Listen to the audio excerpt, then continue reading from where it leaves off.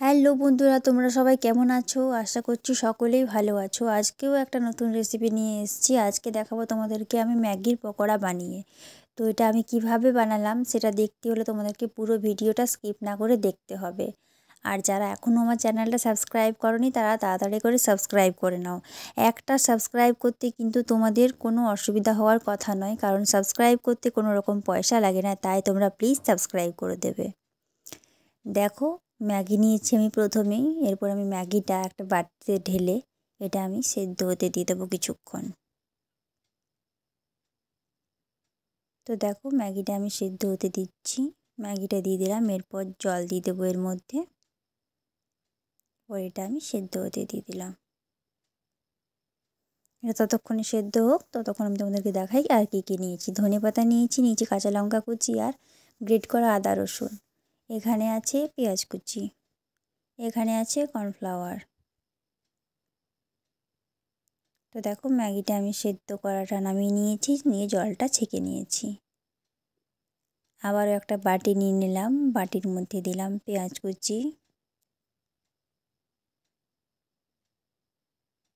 দিয়ে দিলাম গ্রেট করা আদা আর রসুন, দিয়ে দিলাম ধনেপাতা কুচি আর লঙ্কার কুচি।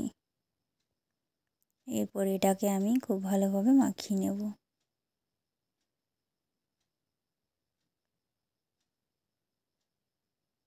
এইভাবে সব উপকরণগুলো একসাথে ভালো করে মিক্স করে নিয়েছি। দিয়ে দিলাম হলুদ গুঁড়ো,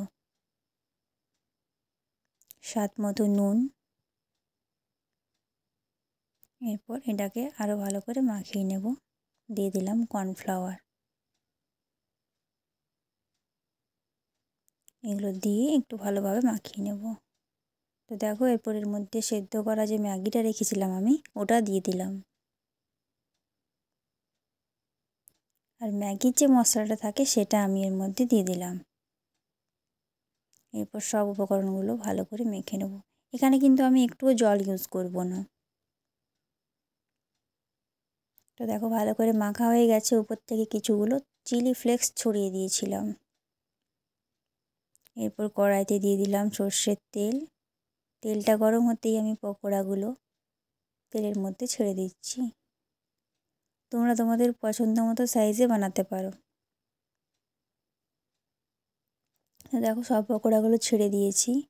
এগুলো একদিকটা হয়ে গেছে, উল্টে নিলাম। উল্টো দিকটা হলেই আমি এটাকে নামিয়ে নেব। তো পকোড়াগুলো হয়ে গেছে, চলো আস্তে আস্তে একটা করে নামিয়ে নিই। এইভাবে আমি সব পকোড়াগুলো নামিয়ে নেব। বাকি যে পকোড়াগুলো আছে সেগুলো কিন্তু এরপর আমি তেলের মধ্যে ছেড়ে দেব। তো দেখো, ছেড়ে দিচ্ছি আস্তে আস্তে। তো এইভাবেই আমি সব পকোড়াগুলো ছেড়ে দেব।